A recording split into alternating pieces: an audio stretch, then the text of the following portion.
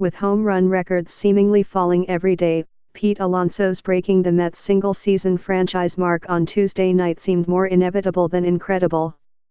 After all, the team record that Alonso broke, 41 homers, held by two players, was second lowest among the 30 teams in baseball. What may inspire hand-wringing in terms of the consternation of the current home run craze that has taken over the game is that Alonso's 42nd homer of the season was probably just the first domino to fall. This season, 5 teams are likely to finish with a new single-season home run king. The next record to fall most likely will be Kansas City's. Entering Wednesday, Jorge Soler's 36 homers had him too short of the Royals' mark of 38, set by Mike Moustakas in 2017. After that, Mike Trout of the Los Angeles Angels, Cody Bellinger of the Los Angeles Dodgers and Christian Yelich of the Milwaukee Brewers are within reach of franchise records as well. What made the Mets' home run record notable, beyond Alonso's status as a rookie, was how long such a modest record lasted. In the 2 decades plus since Todd Hundley hit 41 home runs in 1996, Carlos Beltran matched it in 2006. 37 players on other teams either broke or tied their franchise's single-season record. The record for the Nationals' Expos franchise alone was reset 4 times in that span. While 23 of the league's 29 other teams got a new record holder in the years between Hundley and Alonso, Hundley did not even come close to a record for duration as team power champion. Jimmy Fox has been the Athletics' franchise leader since he clubbed 58 homers in 1932. Barring a 29-homer explosion from Matt Chapman in the season's final 31 games, this will be the 87th consecutive year in which no Athletics hitter has topped Fox's mark. For an idea of how outlandish the power-hitting exploits of players like Fox, Babe Ruth, and Hack Wilson were in the late 1920s and early 1930s, consider Archie Vaughan. Vaughan, a shortstop who once led the National League in stolen bases, established the Pittsburgh Pirates' single-season home run record in 1935, when he hit 19. That was 3 seasons after Fox hit 58 and 8 after Ruth hit 60 for the Yankees.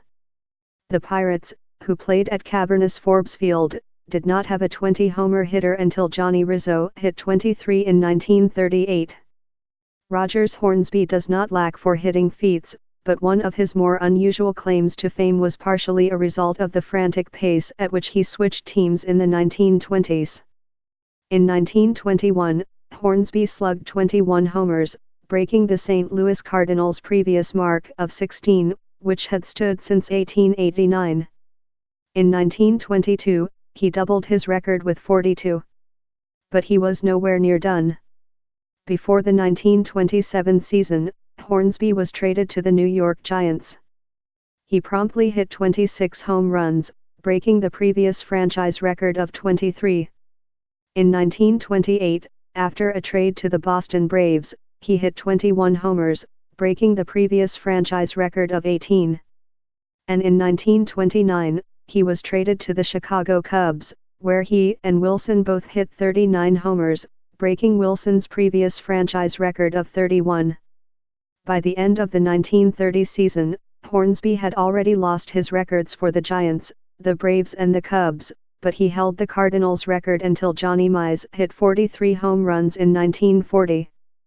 The Hall of Famer Harmon Killebrew didn't move around the way Hornsby did. All but 106 of his 2,435 games came for the Senators Twins franchise, and that led to his marking up a team's record book in a remarkable way. More than 40 years after he retired, Killebrew still has the top 6 home run seasons in Twins history, and 9 of the top 11 seasons. Even Ruth cannot match that. He has only 4 of the Yankees' top 11 seasons.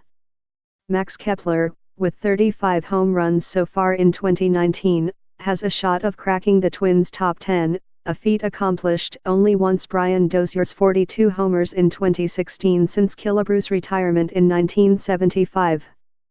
In the modern era, baseball's longest gap without a new franchise home run champion for even one team is 5 seasons, which happened from 1941 to 1945. But while the potential for 5 new leaders this year makes this a notable season, it would be well short of a record.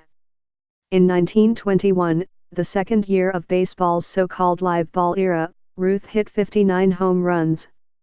3 seasons earlier, the major league record was 27. That season, 8 of baseball's 16 teams got a new home run leader: the Orioles, Indians, Giants, Dodgers, Cardinals, Yankees, Tigers, and Athletics. The high water mark in recent decades came in 1996, during an era now viewed more skeptically because of revelations about widespread use of performance-enhancing drugs. That year, not only did Hundley break the Mets record, but 6 other players broke their team records as well: Gary Sheffield of the Marlins, Brady Anderson of the Orioles, Henry Rodriguez of the Expos, Ken Caminiti of the Padres, Ken Griffey Jr. of the Mariners, and Andres Galarraga of the Rockies. Franchise records are remarkably impermanent though, with Hundley now in second. All 7 batters who set a franchise record in 1996 have had their marks surpassed. Alonso still has a shot at hitting 50 or more home runs this season, which would put him in striking distance of not only Aaron Judge's Major League rookie record of 52, but would also remove the Mets from the list of franchises that have never had a 50-homer season. The others are Kansas City, a high of 38, Washington, 46, Tampa Bay, 46, Houston, 47, the Angels, 47, the White Sox, 49, the Dodgers, 49, Colorado, 49, and Minnesota, 49.